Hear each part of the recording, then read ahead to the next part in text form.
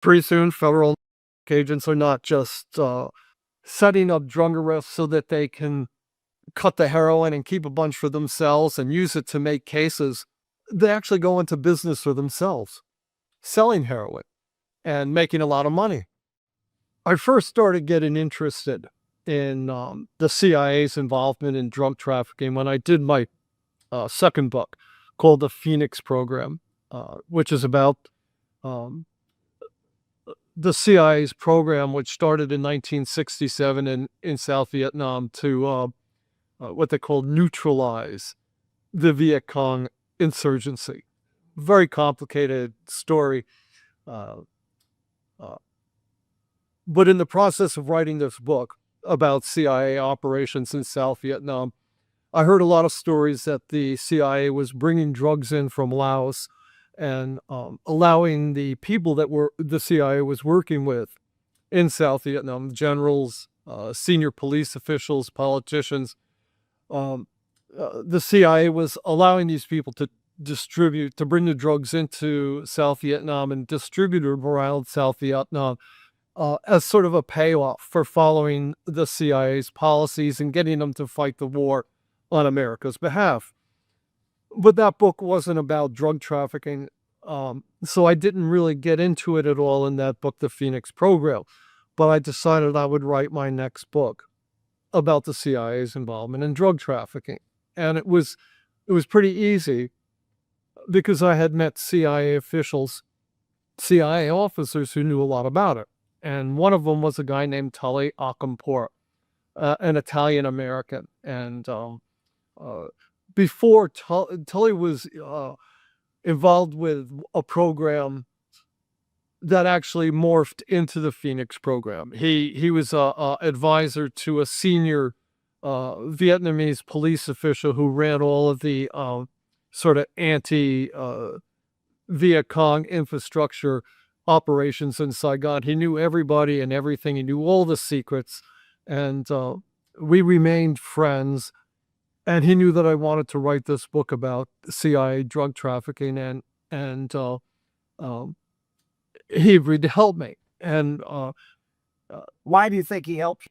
well, yeah, and the reason he helped me because he liked me, and it was an interesting subject, and uh, he helped me by introducing me to people. Tully was a World War II veteran, and he went into the CIA from the military. He had a military rank as a colonel eventually, but he started working for the CIA during the Korean War, and after the Korean War, he uh, went to Italy on behalf as a CIA officer. And when he was in Rome, he worked with a couple of guys who were at the time were in Rome working for the old Bureau of Narcotics. Charlie Siragusa was one of them. Siragusa was actually in charge of all the CIA's foreign operations worldwide. And another guy he worked with his name was Hank Manfredi. And Manfredi was pretty much the principal Bureau of Narcotic agent in Rome from 1959 until 1966.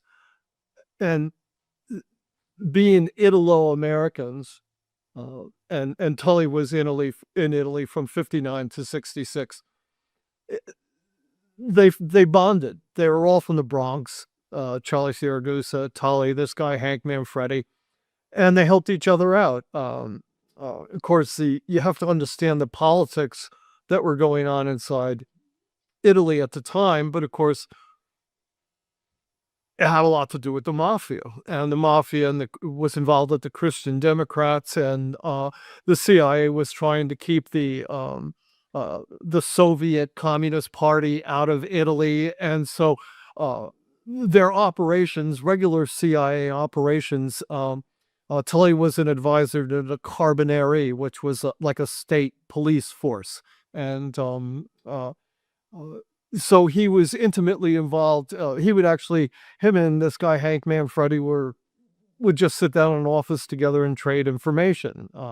And eventually, Hank Manfredi actually went to work for the CIA and was one of those, was a Bureau of Narcotic uses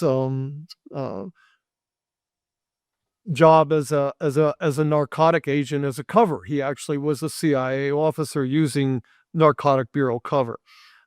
So at some point him and Tully became colleagues.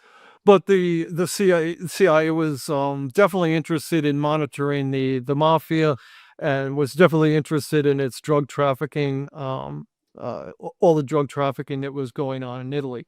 So then there was a big, you must be aware that after World War II, a lot of major mafioso guys were deported back to Italy. Uh, Frank Coppola was a very important one. Lucky Luciano, of course, was his sentence was commuted, and eventually he was sent back to Italy, and he set up his headquarters in Naples. Coppola was in uh, Sicily, and of course they revived the drum trade. And Charlie Siragusa had been sent to, who was a very good friend of Tully's, had been sent to Italy in 1951, basically to monitor these deportees and to establish the connections that they had with a lot of mafia guys who were all the American mafia guys who were on the receiving end of heroin that was being, a lot of it was being diverted from Italian pharmaceutical firms, but of course, a lot of it was just being sent to the United States the old-fashioned way. Um, Opium from Turkey was being refined in underground heroin factories in Italy and in Marseille, and Italian and Corsican smugglers were sending it to their colleagues in New York City and elsewhere around the country. And so Siragusa, who was Tully's good friend, had actually opened up the Bureau of Narcotics office in Rome, and his job was keeping track of these people and all their connections around the world. And Tully's other good friend, Hank Manfredi, was actually had as his job keeping track of Lucky Luciano, and that's one of the things that he did. There was a very important uh, meeting in Palermo in 1957, where the uh, mafia in Italy and the mafia in the United States actually arrived at a new agreement for how the heroin trade would be organized and conducted. And Hank Manfredi had that whole Palermo meeting wiretapped and knew everything that everybody was talking about the whole time it was going on. The Bureau of Narcotics was a very effective organization, and they knew everything that the mafia was up to, thanks to guys like Siragusa and Manfredi in Italy. And as a CIA officer who was interested in the same things, and as another Italian American, these guys bonded together, and they were very close. And now Oh yeah. at the same time, there was a young uh, Italian American federal narcotic agent who was working in Rome at the time, and his name was Andy Tartaglino, and he was Charlie Siragusa and Hank Manfredi's protege. When Tully was back in Vietnam on his second tour, which is from 1970 to 1972, this guy Andy Tartaglino was a deputy director of the uh, Bureau of Narcotics and Dangerous Drugs. And at that time, a lot of CIA officers were being put out of work because the war in Vietnam was winding down, and they didn't have any place for these guys. And uh, Tully arranged for a number of young CIA officers who were working for him to go to work for Andy Tartaglino at the Bureau of Narcotic and Dangerous Drugs.